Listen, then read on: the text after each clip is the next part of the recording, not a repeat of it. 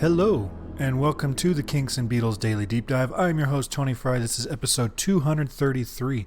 Thanks for joining me. If you are in the live broadcast right now, make sure you say hello in the chat. We do have a poll question up that if it doesn't make sense to you yet, stick with this and it might make sense in a few minutes.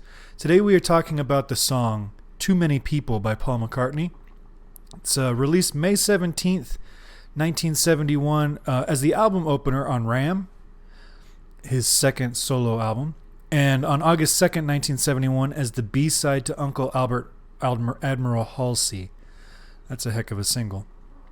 The Ram album is pretty deeply ingrained in the public rivalry between John and Paul immediately following the Beatles. Actually, all four Beatles wrote songs about the breakups pretty soon after the breakup. Ringo has early 1971. George has a few on Living in the Material World. The title track actually name checks John and Paul and Richie. And Paul's got this one, Too Many People. And the album, like I was saying, has other aspects to it that contribute to this rivalry. So the back cover of Ram supposedly shows two Beatles screwing each other. You can take that for what it's worth. And this song has some veiled jabs at John in particular, which was much more clear to John than it probably was to the general public, especially at the time. We look back at it now and we can kind of piece it together, but I think at the time some of these might have been a little bit more veiled than others. Lennon would respond to this song in particular with a less subtle and infinitely more scathing song called How Do You Sleep, which would appear on his Imagine album. And he would also mock the Ram album artwork on the album artwork for Imagine by grabbing a pig by the ears in the same way that Paul is grabbing a ram by the horns on his album cover. And I think there's equal symbolism in both of those covers. So the slights towards John may begin from the very first line of the song, which is supposedly piece of cake. He's just kind of, it's almost like a scat. He's not really, it's not part of the song. It's kind of sung over the introduction. And it's a reference to a line that comes later in that first verse. But John evidently heard? That's good English. John evidently hears piss off when he hears this track. And I don't totally disagree with that assessment. It's hard to tell for sure. And they're very, piece of and piss off, that's almost a tomato-tomato situation there. But it's very hard for me to hear cake the way he sings it. So who knows? That could have been John reading too much into it, which is ironic since he hated people reading too much into his music. But here we are. He's looking for something, right? He's listening to the album, so he has that much respect for Paul that he's listening to him, either as a former songwriting partner or as a contemporary competitor on the charts. But he's listening. Once the song gets going, though, it's pretty easy to see how John could feel the whole song was about him. The first line, too many people going underground, too many reaching for a piece of cake. John and Yoko were heavily involved in what was considered underground political and art movements. And I know this last one's a stretch, but John does reference eating cake in a bag in the lyrics to the Ballad of John and Yoko. So I don't think that was actually part of the insult, but I do think the going underground definitely was. And then later Paul sings, that was your first mistake. You took your lucky break and broke it in two. And we now know that John was officially the person who decided the Beatles were over. But one could argue it's Paul who actually broke the band in two, thanks to his insistence that his father-in-law manage the band. Right? So three guys in the band want Alan Klein to do it. They were wrong. We know that now.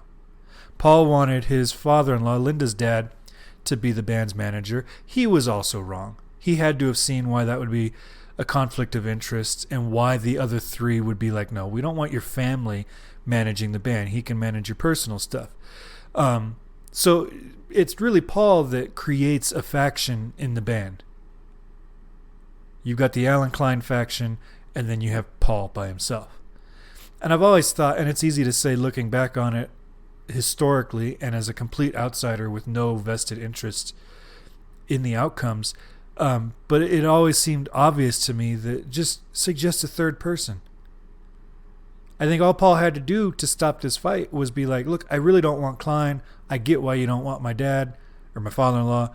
Why don't we get so-and-so? And maybe that would have been enough to been like, have the other three meet him halfway. But that's not what happened. And what ended up happening was a mistake as far as Alan Klein was concerned, but it also inspired some pretty cool music in the early 70s from the band. The last line that Paul admits to being about John comes toward the end of the song when he sings, "Too many people preaching practices, don't let them tell you what you want to be." Paul said in an interview that that John had been doing a lot of preaching, and it got up my nose a little bit, which is an interesting turn of phrase.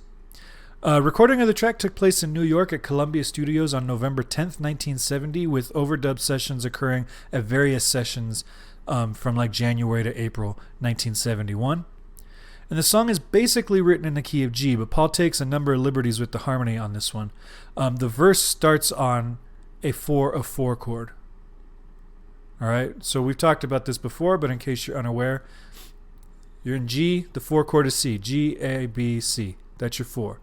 Now the 4 chord in the key of C, C, D, E, F, that's the 4 of 4. Okay, that's considered a borrowed chord. Anytime you are doing a something of something, it's a borrowed chord from another key. So he starts with that 4 of 4, and the key of G has one sharp in it, and that's F. And in the first chord of the song, he is eliminating that F. So he's essentially, and this is the verse, not the intro, he's essentially canceling out the tonal center of this song right out of the gate. And by eliminating that F sharp. But then the rest of it, it's a 4 of 4 to 4 chord to a 5 chord to a 1 chord. So pretty straight ahead. You've got F to C to D. Too many reaching for a piece of cake. Too many people pulled and pushed around. Right, pretty straight ahead. If this song didn't rock so good, it could have easily been a folk tune. But for the portion which you could call a bridge or an interlude, it does repeat. I see it notated online sometimes as a chorus. I don't know that I'd go that far, but it is at least a bridge that repeats, where he sings "That Was Your First Mistake." All he's doing there is playing a 1 chord, turning it into a dominant 7th, which is technically a 5 of 4, then resolving to the 4 chord, and then making the subdominant a minor chord. And what this does is it creates a descending bass line. Okay, so what we've got the G,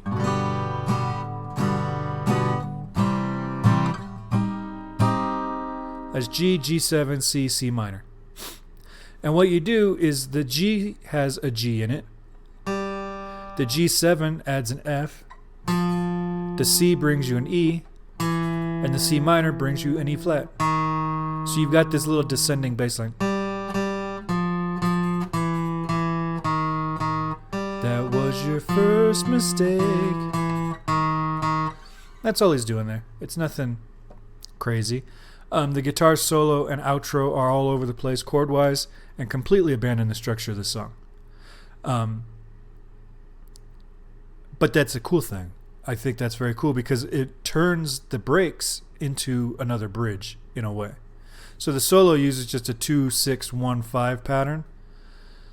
Like nothing crazy there, right? And then the outro turns that 2 chord into a major and then goes all over the place just to turn the song into chaos. So you've got the guitar solo, like I said,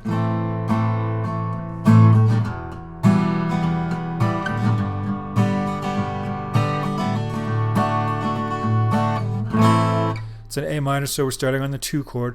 So it doesn't technically change keys, but it feels like it does. But then when you have that guitar solo outro, he ends on that G.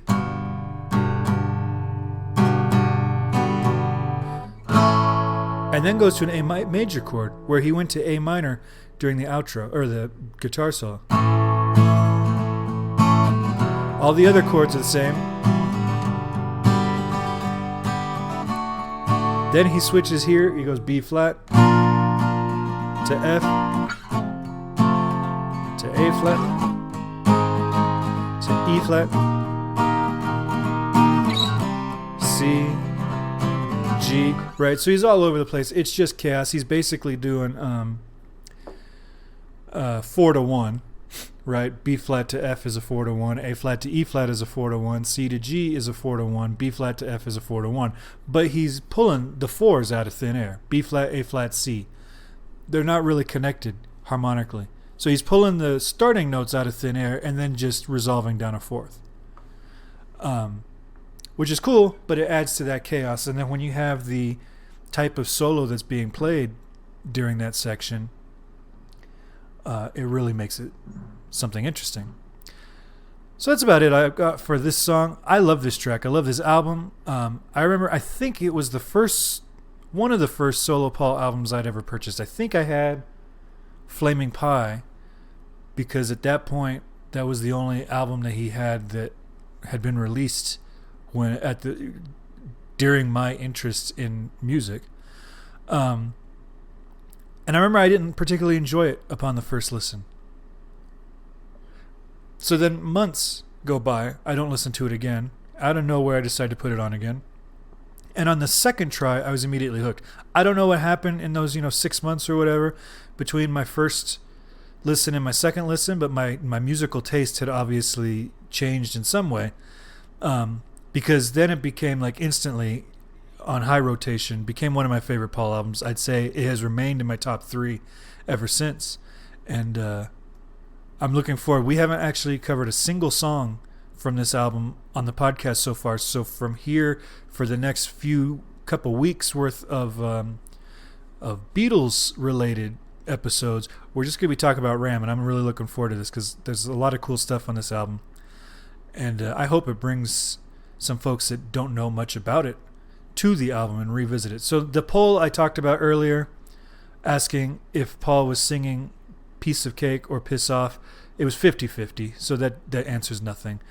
You have all disappointed me greatly by not giving me a definitive answer on this weird, obscure little Paul 3 words. If you have any thoughts on this album, please give me a call, 925-494-1739. You can email me at kinksandbeats@herohabit.com. And of course, you can find us on all the social media. We have a subreddit. We have the YouTube channel I hope you subscribe to so that you can join us live when we do these broadcasts. And then, of course, there's Facebook groups and the Twitter, and we have a new TikTok account. So find us on there and get a hold of me. Have a great day. Thanks for listening. Stay safe and take care.